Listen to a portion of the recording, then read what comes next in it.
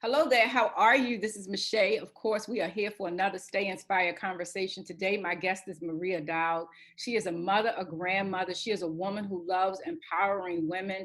And she started doing this in the 90s with her signature program, African American Women on Tour, where she actually impacted the lives of over 29,000 women. Let's hear what she has to say. Well, I want to thank you for certain for taking the time to talk to me. You have an organization called My Amazing Life, but you also, not but, however, you have really lived an amazing life. And it's always good to see people who actually do what they encourage other people to do. Mhm. And I would say that I certainly appreciate that about your life. One of the other things I want to say before we get started is I have said this to you privately. I want to say this to you publicly. Nobody knows this except maybe a handful of people. When I moved to California, I knew nobody. You and I had communicated a couple of times on social media, Mhm. and you were kind enough to say to me, if you need a ride from the airport when you get here, I'll pick you up. You have no idea what that has meant to me from the day you asked me to today. And although I have thanked you and thanked you, that will always hold a special place in my heart because it's the little things that we do for each other that go a long way. So I want you to know that I'm grateful for your kindness toward me because you didn't have to do that. And again, it just speaks to the amazing person that you are. Because it's not what we do that other people can see. It's the stuff that nobody even knows that we do, right? Yeah, yeah. So, well, So I, thank I you. appreciate that. Thank you very much for the acknowledgement. Absolutely. Um, yeah, like you said, it's small things that matter, and you know that you did a heck of a lot for me as well. Just getting me because we were both relatively new to LA. That's right. I had just moved just a few months before that, and while I have family here, so it's home. It's pretty much home. I was moving home essentially. But the introduction and you just kind of got out there and started reaching out and networking and inviting me into the circle, and we were kind of running buddies for a while until I started having to kind of do a little different, had to pivot a little bit to do some work in Burbank, which was taking me 5 days a week. And so I'm happy that you've settled in. It seems like you've gotten your groove on, which is exceptional. And I've been watching you on social media and seeing how you're growing and flourishing and serving in tremendous ways. So I appreciate you as well. Amen. Yeah. Amen. Wonderful. Thank you so much. So I shared in the introduction that you have been doing this work of empowering people, particularly women, for over 30 years. And it started with your signature program or vision of African American Women on Tour, which was something you did all over the country and even overseas for 13 years, empowering over 29,000 women. Again, you had funding and backing from Fortune 500 companies that made it possible. You then recently went on to start My Amazing Life. And I'm going to have to look here because I always get my what life means mixed up. Live your freedom every day to Right behind you provide too. empowerment. Yay, yay! To provide empowerment tools and programs to aid women in fulfilling their lives. I love that. And then you have your signature webinar, Love, Sex, and Money. Mm-hmm. But you went on to say that in an effort to really help women who find themselves in vulnerable financial situations, you became a licensed insurance broker. And you're Mm-hmm. working with an organization, Taylor Insurance Company. Mm-hmm. What woman inspired you to want to inspire women? Because it always starts somewhere. Was there a woman? Wow, that's a great question. What a nice starter question. What woman inspired me? I would say that right before the idea came to me to start empowerment conferences for Black women when I was under contract with Essence Magazine. And I was a part of the crew that, if any of you out there remember, they had the shopping mall tours. This is when shopping malls were doing, events in their common areas. And I was part of the Essence on the Mall tour, the national tour, and seeing how women flocked to shopping malls to see Susan Taylor. I would say probably if I were to name a name, it would be the then editor-in-chief, Susan L. Taylor, who inspired me. Certainly. Seeing these women, how they were chartering buses and just coming from, in droves. And at the time, in the early 1980s, pretty much the only thing that Black women had, outside of church and work and home and and their social networks, was Essence Magazine, this publication that shared the stories and the triumphs and the challenges, and a place that that was home away from home for us. And so that, I would say that was my inspiration. That's where the idea came to me. That I'm going to go back home.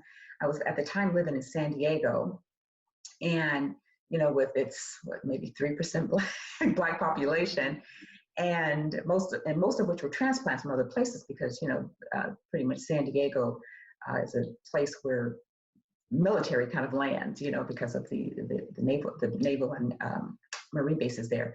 And so that's how I started that whole idea started to take place and shape and form. Wow. Yeah, I remember Susan Taylor, and certainly remember Essence, and I remember you being a part of that work. Who is the woman who inspires you most today? Who would that woman be? Oh. Or maybe more than one. Yeah, I would say, and this has been a pretty consistent answer for me, I would say my grandmother, Ruth Henrietta Williams. And one of the reasons, I would say, among the reasons that, we're having to tap into that, she was very resourceful,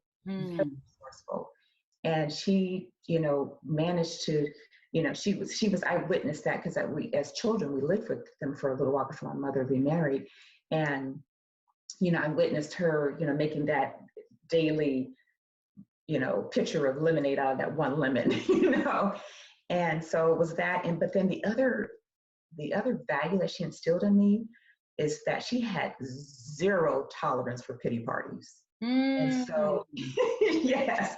And so I would say that was huge for me in that early lesson of taking responsibility for myself. Yes. And not, and looking, being mindful about how I look outwards. Am I looking outwards to be rescued, or am I looking outwards for the support or the resources, tap into resources, and there's a distinct difference. And so can you pause right there and just talk about that distinction real fast, because I love that point. Can you just give us a little bit on that? Yeah. So we all have these reservoirs of wealth, whether it be time, money, other people's time and money, their wisdom. We all have that. And where we sometimes get caught up is in our own stuff, I should say, caught up in our own stuff, is when we start to kind of look. We don't ask the question. It's easy for us to point fingers, and it's very easy for us to point, because there's a lot of fingers to a lot of places to point. But at the end of the day, still we have to look inward, and still we have to take responsibility for our own healing, for our own well-being, for our own prosperity, for our own, and I've learned through some tough lessons, because sometimes we kind of move in and out of that space, and we have to. But it's about being self-aware of when we're in it, so we can then take ourselves out of it and say, okay, step back, push back, quiet yourself. How can you tap into resources that you have access to? What are your networks? What are the opportunities out there? And then where are we kind of laying in that pity party, versus taking, removing that shell and getting out there and getting our hustle on. Yeah. Wonderful. Which is a great pivot into, or segue into, my next question. I saw on your Instagram where you had this beautiful picture of yourself with a statement that said, "I don't sell insurance, that's not sexy.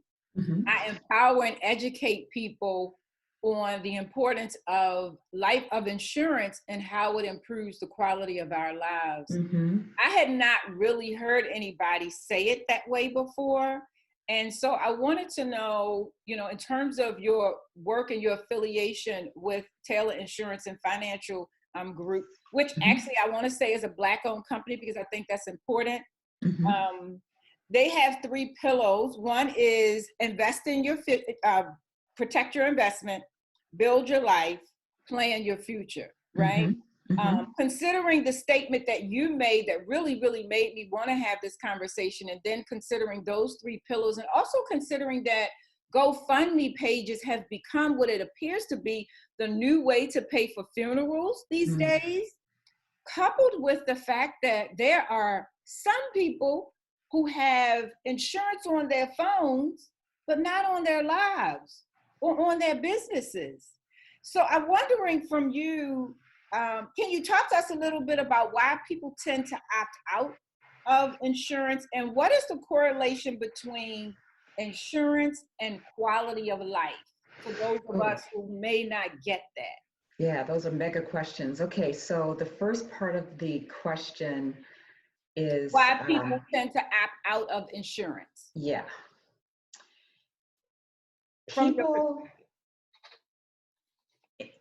People have 2 major fears. One is looking bad to people, and the second is death. And ironically, the second one, death, is something that is absolutely positively inevitable. It's like there's no way around it. Excuse me. There's no way around it. And so, but people don't like to talk about it. It's just like, I don't want to think about it, because our minds, go probably immediately to seeing the dead body in a casket. And I mean, I'm putting it out there just kind of in black and white. Mm-hmm. And I need to take a drink of water really quick. And what we don't understand, and this is the lack of understanding is really more so just around the lack of exposure and the lack of conversations and the lack of comprehensive. And in the past, insurance companies really didn't actively reach out to Black communities, with the exception of final expense, term life, I would say. But the other conversations around the value and what can you get out of like a permanent life insurance policy, those conversations really didn't take place. And I didn't even really understand it until I started studying. I became a student of it. Mm-hmm. And so now I've always had life insurance. I've always had, growing up as a single mom, raising 2 daughters, I've always had, at least $500,000 in term life insurance. And because I knew that, that would be that nest egg to help them through college and to help them get started in their lives and what have you. I always had that. And it was always, and even today, term life insurance is extremely affordable. In fact, it's far more affordable than probably what we pay in those telephone bills every month. And but then permanent life insurance policy is part of your your investment portfolio. So not only do you have the safety net of the money that comes with dying. Okay, I'll say the word dying. We don't expect it oftentimes, and it's it hurts and it's painful, and there's just a lot of emotions that are around it, but it's something that no one expects. But it could happen tomorrow for any one of us out there, in the office. It could happen tomorrow, or it could happen to a loved one tomorrow. And so what happens is we tend to think that, kind of make the assumption that everything's going to be okay, but no, when we pass away, we leave behind debt, we leave behind a mortgage, we leave behind car notes, we leave behind childcare, we leave behind, educational expenses, we leave behind all of that. And without a safety net for the person who's already emotionally distraught, who's already hurting. That's an excellent point. Mm-hmm. Having to figure it all out instead of when that happens, have someone to walk into your home and say, here's your check for $500,000. This will help you to get through the next, let's say, I'm just going to throw a number out. Let's say the next 10 years to get your children through school, to get your home paid off, to get your car paid off, and so that you can restart your life with a bit more ease, with a bit more grace. And that's the important part about this, and that's a missing piece of it. But then also the other missing element is not understanding that permanent life insurance is not just about death, but it's also about living. And it's life insurance, but it's also annuities. Even these are insurance products that have the capacity to create your own bank, your own private bank that you can borrow from without having to qualify for, without having to put collateral down for. And if you start early enough, that bank can grow, pretty nicely, that you can borrow from, or you can pull from in the event of an emergency or an event of a pandemic like that we're in. Mm-hmm. And so, and those are the lessons that we necessarily haven't really learned or understood, because no one has sat down and explained it to me. So that's my charge. That's my goal. That's my purpose. That's my reason for being on this planet Earth, is to help our community, especially, understand the value and to take the action and to make room for it. Because you have to make room for this intangible. It's not like a car that you go out and drive every day, or a piece of jewelry that you wear every day, or your telephone that you use every day. It's this obscure thing that you really don't see. And so it's easy to not take it as seriously, and to not take it as, and not see the scope of the value of it. It's not going to be always short term. So sometimes that value doesn't come until long term. And if we have children, for example, if we're, making certain that we're, as parents and as the breadwinners, are taken care of and are covered, but also what that can mean for your child, who can get qualified at a very small amount today without any kind of going through any kind of medical exams or anything. And that policy could be their lifeline to staying out of college debt, when it comes time to college, or to help them at least, minimize that. It could be their lifeline to buying their first piece of property. It could be their lifeline to starting a business. It could be their lifeline to, being able to have something to tap into in the event there is an emergency, and not having to go into their retirement fund, or not having to go and borrow money, or not having to suffer, because that bank is there to pull from. Wow. You have said so much. You have said so much. I'm so passionate about it. Yes. And listen, we can tell, but everything that you said was so vital and so important, because I believe that one of the things that holds us back is nobody really takes the time to explain it with the simplicity that you just explained it, even in those 3 minutes. And sometimes it seems like the insurance company is set up to get more out of the experience or the exchange than you are, right? And so in some ways, insurance companies have this bad rap of being a scam. However, the way you just shared it showed us that there is great benefit to us as well. That said, we are 4.5, 5 months into COVID-19. Over 100,000 people have died. Many people have lost businesses. Some people's homes have gone into foreclosure. I want to know from you, again, some of these people, particularly the people who have died, didn't have insurance, right? And so their GoFundMe pages after GoFundMe pages, people are borrowing from family members to have to put their loved ones to rest. Some of the people who had businesses are unable to open those businesses back up, or had insurance and didn't have enough, just are recently finding out that they didn't have enough, or it was not the right insurance. Where do we start, Maria? Where does someone start who's saying, okay, COVID caught me slipping. It caught me off guard. I was not ready. What do I need to do from an insurance perspective to take my first step in the right direction of being more secure from here on out? It's taking that deep breath and setting up an appointment and having the conversation, and what we call the discovery call. And that conversation means peeling back the layers, because you do have to be transparent. You do have to share where you are in your life. And, with your cash flow, with your cash, your outflow, your inflow, your debt, your expenses, so on and so forth. Because we have to know that information in order to be able to come with some good solutions, discover where those gaps are, what's extremely important to you, and then how we can best fill those gaps with, various solutions. Because to your point, it's not just about having life insurance that pays for your funeral when you pass away. When you talk about improving quality of life, you're talking about a whole financial plan and really looking at the scope of your life to say, what do we need to do to make sure that you are positioned financially to live great now, and then your family is able to benefit from your investments later? Exactly. And so a case in point, I'm working with a family right now. They have young children, all school age. And they initially had policies and had child riders. And that's what, we commonly think, okay, let's get a child rider on and basically what a child rider is. I mean, it sounds juicy and it sounds great. And it's going to work for some people and it makes sense for some people.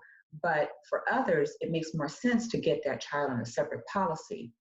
And I say that because then that becomes, once again, the child rider on a policy for you is basically a term life policy for your kid. And it's usually a cap on it. But then let's say you take, let's say $40 more, if it's a young child, $40 more, what you spend at putting Starbucks children through college, right?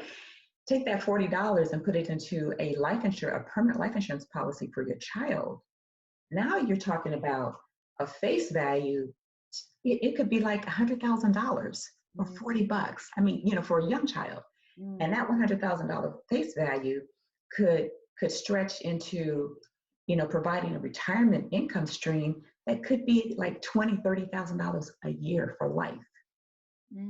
That they never have to qualify for again because they got it as a kid. They don't have so let's say it's some health some kind of health issue comes up for them and makes them more like it downgrades their rating, or it makes them uninsurable.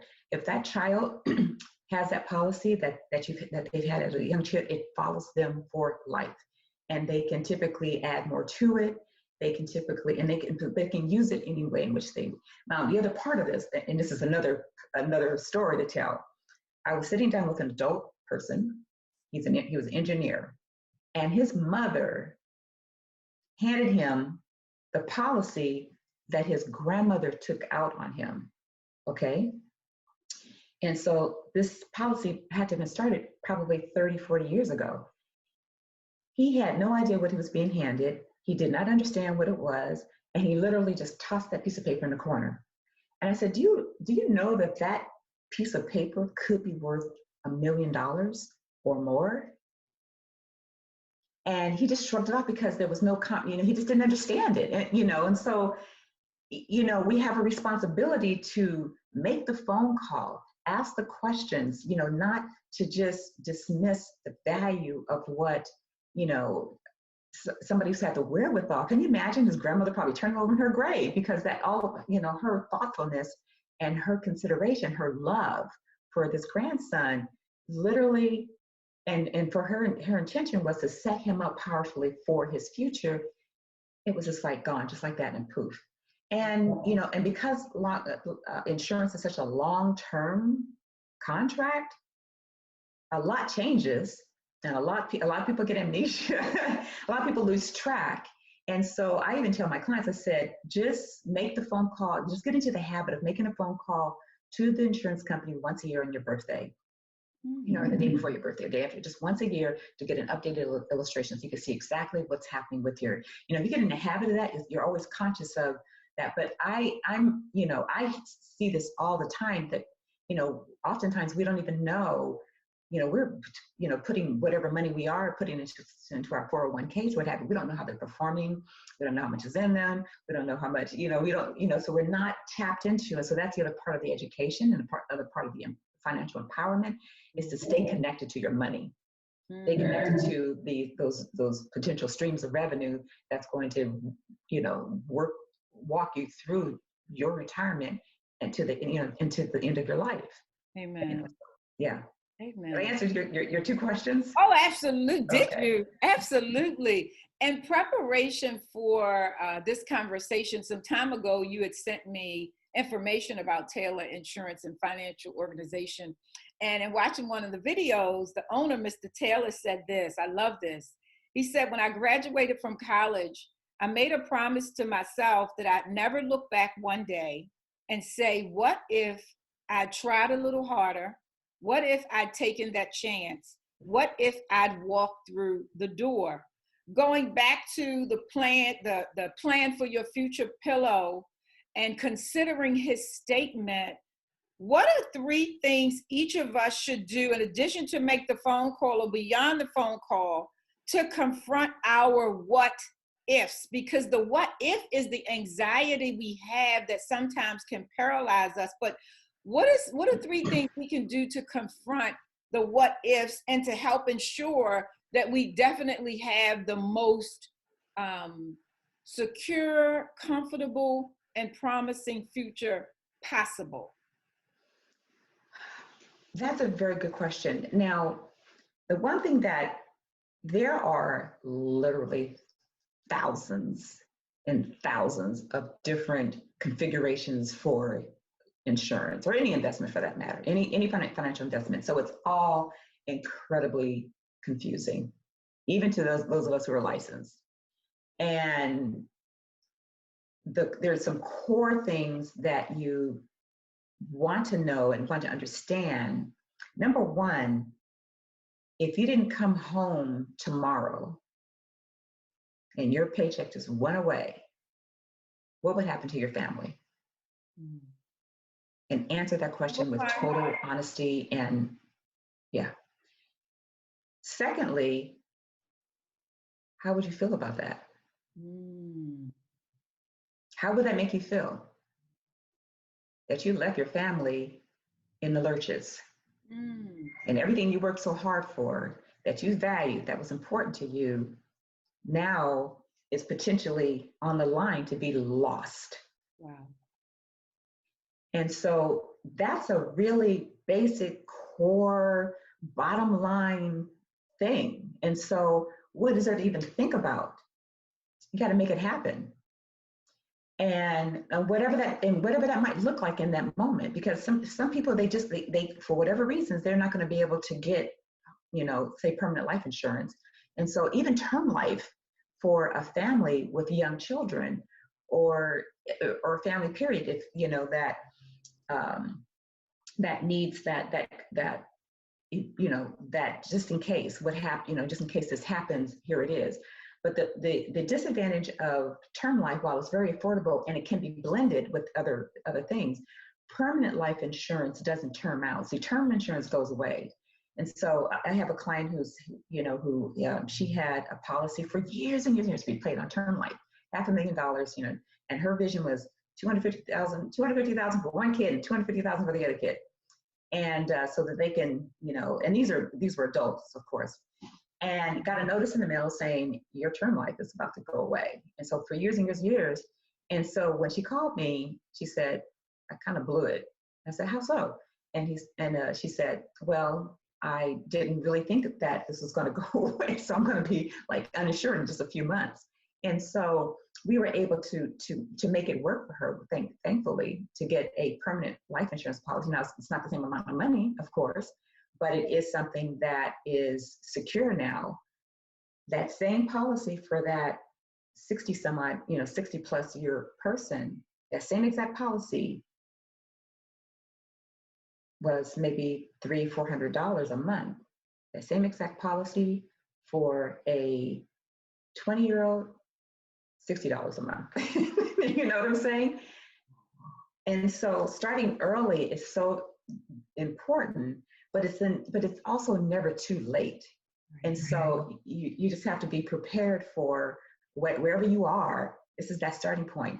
And I'm not going to, the one thing that I think I think probably created a bad rap for the insurance industry was because there are a lot of bad players, bad actors, and that's just in any industry, of course. That's true. Yeah, for sure. There's no question about that.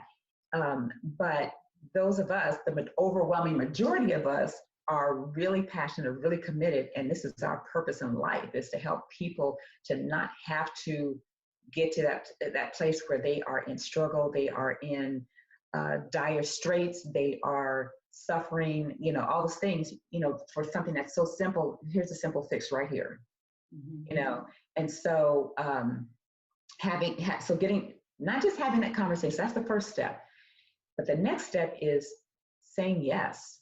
You got to cross that finish line. You got to say yes, and so you have to say yes. And I so often have clients, they walk through the discovery, and I get illustrations to them, and we go through it, and then they just disappear, and have more than enough income, to make this happen. And we're never really talking about a whole lot of money, but have more than enough resources to make it happen, but they just disappear. And just the thought of, I don't know, I can't even wrap my head around it, because I was one of I've always had insurance, ever since my 20s. So it's hard for me to wrap my head around it. And I didn't have the conversations around the dinner table, just like most of us, about life insurance and the value and what have you. I've learned more of course, as a student. So here's another thing that I want to drive home is many people, their 401ks that they have through their employment, their IRAs, what have you, that's fantastic and that's great. Oftentimes, if you do the math, it's not going to outlive you. It may not even get you through the first 2 years of retirement. And so we have to, and if you remember back in 2008, 2009, people who were about to retire, they literally overnight lost 40% of their retirement monies. And that was because everything, the entire nest egg was inside was tied to Wall Street, was inside of Wall Street, was inside of the stock market, every single penny. And so the other part of this equation is, let's look at what portion of that you don't want to have that level of risk. Yeah. And this is where I can help you with, let's say, an annuity or even a life insurance policy. It kind of depends on where you are. That discovery calls, when we discover that, we find that out. Is it annuity, is it life insurance? Because both of those instruments can be part of your portfolio. And it can be part of your retirement stream. And it can provide you with lifetime income, so it becomes your pension. Now, pensions are for the most part, the thing of the past, unless you work for the government, the military, what have you. Pensions are kind of a thing of the past. They have changed. They are changing. Yeah, they've gone away to a great extent because of 401k. And the 401k is basically a tax code. It's not even really a retirement thing. It's a tax code. And there are a lot of caps and a lot of restrictions and a lot of things that are tied into that because it is a tax code. And so what you also want to look at is where can rebalance my retirement strategy so I can get a more predictable income stream, not probable, because the stock market goes up and down, and you're going to lose, you're going to win, you're going to lose, you're going to win, and depending on timing, which you can't predict, you may be ready to retire when it's a bear market. Now, with a life insurance as part of your retirement game plan, life insurance products, whether it be a life insurance policy, a permanent policy, or an annuity, you're not going to lose money in market downturns. Now, it's going to zero out, but you're never, ever going to lose your money. Never. And you can set it up so that it provides you with a stream of a revenue stream for life, so you're not going to outlive it. So it becomes your own pension. Wow. And it's just a matter of deciding how much of this retirement fund I don't want to risk losing, taking that amount and putting it in over here. So it's not undoing anything that you've done. You've done good work on this side, but it's not the end all to the end all, and it may not last a lifetime because it's not a lifetime guarantee tied to that. Yeah. Unlike an insurance product. Wow. Yeah. You have certainly given us so much to think about. I think people who are watching will really see how they've been missing out on parts of the conversation. Mhm. And you've given us some things to really sit down and have a conversation with our families about, because as I say, none of us are getting out of this alive. And Right, so exactly. if you don't want to talk about death, it is to your own disadvantage, because death is a part of life. That Mhm. said, on your website, My Amazing Life, there is a treasure trove of resources for women to help them navigate life, whether it's financially, whether it's emotionally, whether it's spiritually. You just have an abundance of things: seminars, workshops, resources, that women in particular can use to really lift themselves higher. Mhm. You even speak very transparently about a bittersweet divorce that you went through that made you have to reset yourself. And out of that Mhm. resetting process, you gave birth to My Amazing Life. I want to know, for those of us who are currently in this global reset, not of our own making, right? Mhm. Mhm. What can you say to women, and in particular, and people in general? What can you tell us about living your freedom every day, for those of us who are rebounding and resetting? What does that, what do those four words really mean? Very good question. What they mean is, I would say, the starting point is building up your self-awareness through self-discovery, and getting a deeper understanding. And this is what my course I had. It's an e-course that I have. It's called My Amazing Life Mapping System, and it's a life map. It's a program that walks you through the process of holistically looking at and examining your life, asking the hard questions, answering thinking through, setting goals, and that sort of thing. And so that self-awareness is extremely important. Understanding your own wiring, understanding your triggers, Mm, because we all have them, you know, for sure. and understanding how to navigate and how to manage all of that, that works for you. Social media is a blessing, but it's also for many a curse, because there's so many filters that we have to kind of work through and see through and kind of sort through and swim through. And so, as I mentioned earlier, one of the things that kind of drives us, drive human beings, is trying to look good or not look bad. And those drivers sometimes can, you create our own stressors in our lives that are Mhm. not necessarily there, but we're just kind of making them up because we're trying to look like this person. We're trying to make our hair look like this, our makeup, for me, it's like that. I like to get those eyebrows, and these little things that don't matter, the body, the this and the that, and and and we have to just kind of push back and say, okay, let me start at my Maslow hierarchy of needs, and you look at the very bottom rung. What are my essentials? What's not working for me? What's missing? My safety, my security, my family needs. Those are my own needs. My own oxygen mask. What is it that's missing right now that I need to take care of? All that other stuff aside, because the other stuff is higher up in the hierarchy. Let's look at our core stuff, and it's even more in our faces because we're thinking about like how we're going to keep our kids educated.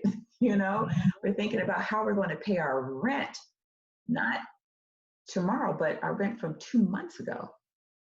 We're thinking about how we're going to survive being in this amplified, now abusive space that I'm in, because there's unemployment now, and there's all these other stressors that have piled on top of one another. How am I going to garner the strength and the resources and whatever that's going to take to move out of the space? So there's a lot that we are challenged with, but we also have to push back and say, okay, where are the blessings? Where are where are the opportunities? I cannot be paralyzed. I can go into a quiet space for self-care and for self-love and for to increase my self-awareness. But I also have to get out there and put on my shields and bring out my sword of faith and of ingenuity and of creativity, and tap into the resources and be tapped into the places where I can get support, where I can be supported, Yeah. I can be loved, I can be cared for, starting obviously with ourselves. Yeah. So and it's not easy, and we have to kind of work through that.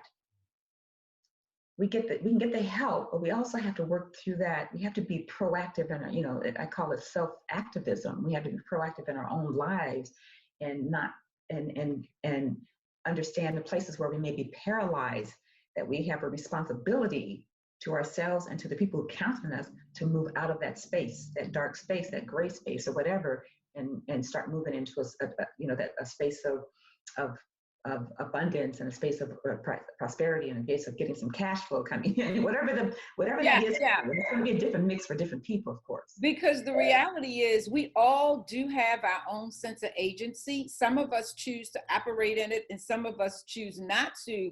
But in operating in it and realizing and taking ownership of it, we really can make our life as amazing as we want it to be.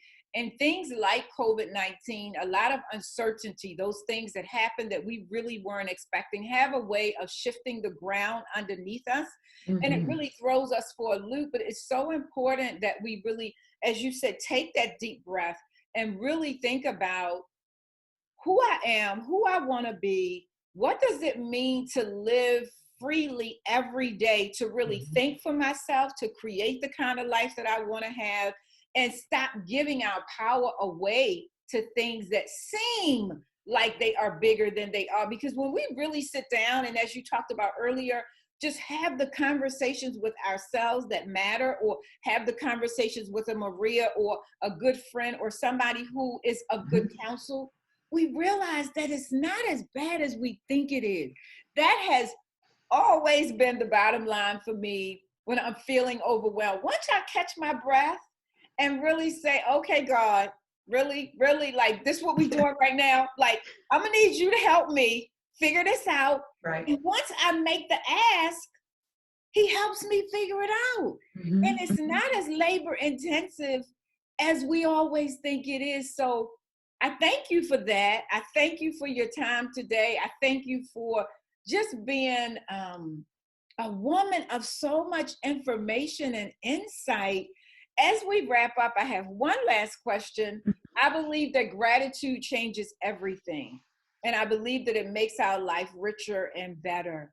What is Maria Dowd most grateful for today?